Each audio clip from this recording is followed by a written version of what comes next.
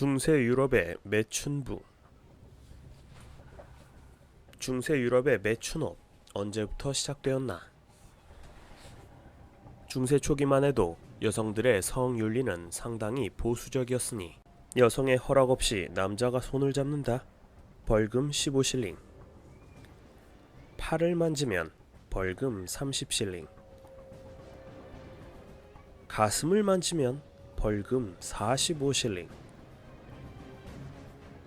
이러면 실감이 잘 오지 않는다. 그런데 당시 1실링이면 숫소가 한 마리, 2실링이면 암소가 한 마리였다. 헐! 그래도 안심할 수 없었는지 십자군 전쟁에 참전하러 가는 남편들은 부인에게 정조대를 채우고 출전하기도 했다. 물론 남편이 떠난 후 정조대 제작업자에게 예비열쇠를 하나 더 받는 경우도 많았지만, 하지만 이런 보수적인 성관습은 14세기경 무너지기 시작한다. 르네상스의 시작이다. 이때부터 유럽 곳곳에는 공창제가 실시되었고 도시에는 앞다투어 매움굴들이 들어서게 되었다. 당시 매춘부들은 대부분 가난 때문에 몸을 파는 하층민이었다. 혹은 유리걸식하며 거지 생활을 하다가 포주의 꿰매에 넘어와 매춘부가 되기도 했다. 여기에 혼전 임신이나 강간을 당한 여성들이 자포자기의 심정으로 흘러들어와서 매춘부가 되는 경우도 있었다. 간혹 인신매매범에게 잡혀 사창가에 팔린 자들도 있었다. 이런 매춘부들은 쉽게 성병에 걸렸을 뿐만 아니라 천박하고 불순하다고 하여 사회적으로 멸시를 당했다. 병에 걸리거나 포주의 눈에 거슬리기라도 하면 언제든지 거리로 내쫓겨 떠돌며 살아가야만 했다. 사회적 차별. 매춘부들은 일반인들과 확연히 구별되는 차림을 하고 다녀야만 했다. 이들은 외출할 때 의무적으로 빨강, 노랑, 녹색 등 색깔로 매춘부에 표시를 했어야 하는데 이는 도시마다 다른 구분법을 썼다. 예를 들면 이랬다. A도시의 매춘부 빨간 두건, B도시의 매춘부 녹색 쇼를 어깨에 걸치기, C도시의 매춘부 노랑 코트를 의무적으로 입을 것, E도시의 매춘부 신발에 노란 리본을 달기. 왜 이렇게 한 거임? 당시 매춘부는 불경한 사람들이라 해서 손에 닿는 것조차 꺼려했어. 물론 손님으로 온 남성들은 손 말고 다른 부위도 실컷 댔지만, 그래서 일반인들이 피해갈 수 있도록 표식을 한 거지. 교회에서조차도 이들은 철저히 버림받아서 미사에 참석한다 해도 일반 교인들과 멀리 떨어진 자리에 따로 앉아야만 했다. 에잇, 재수없으니 떨어져 앉아. 그런데 재미있는 것은 교회의 일반 신자들보다 매춘부들이 훨씬 많은 헌금을 냈다는 것이다. 어라? 교회 입장에서는 VIP 고객이잖아. 도대체 왜 그런 거임? 매춘부들은 스스로 지은 죄가 많다고 생각해서 헌금이라도 많이 해야 죽어서라도 천국에 갈 수 있다 믿었음. 하지만 이런 우수 고객에게 교회는 너무도 서비스가 부족했지. 어떻게? 매춘부는 죽어도 교회에서 축성을 받지 못했고 그냥 마을 뒤쪽 공터에 쓸쓸하게 묻히곤 했거든. 매춘을 허용했던 이유. 그런데 좀 이상하다. 목적을 생각해보면 조선시대 기생의 존재 이유와 매우 흡사했다. 기생을 없애면 사대부들이 양갓집 여자들을 탐하여 더 큰 문제가 일어날 거임. 중세 유럽인들의 생각도 이와 비슷했다. 공창을 만들어야 강간범을 줄일 수 있고 일반 여성들을 보호할 수 있음. 아우구스티누스. 옳소. 창녀는 하수 같은 것이라 더럽다고 없애면 큰일남. 토마스 아퀴나스.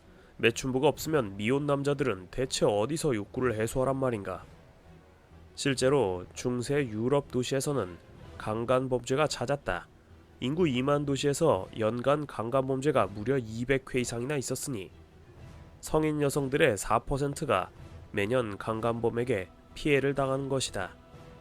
하지만 이보다 현실적인 이유가 있었으니 공창을 통해 도시는 짭짤한 재정 수입도 얻을 수 있었던 것이다. 심지어 로마의 교황청에서도 이런 소문을 듣고 대대적으로 매음구를 조성해 거기서 조달한 세금으로 오스만 제국과 전쟁에 사용하기도 했다. 상황이 이러했으니 중세 말기가 되면 도시들은 저마다 세수 증대를 위해 매춘업을 적극 장려하기에 이른다. 이런 이유에서 중세말 매춘부의 수가 급증했던 것이다. 15세기 슈트라스부르크의 인구는 약 2만 명이었는데 이곳에만 30여 개의 매음굴이 있었다고 한다. 각 매음굴에는 보통 20명 정도의 매춘부가 일하고 있었으니 무려 전체 여성 인구의 6%가 매춘부를 하고 있었던 것이다. 사실 오늘날 현대 국가도 대부분 이 정도 비율이긴 하다고 한다. 때문에 업소들은 과잉 공급으로 서로 경쟁을 하다가 싸움질을 하는 경우가 잦았다.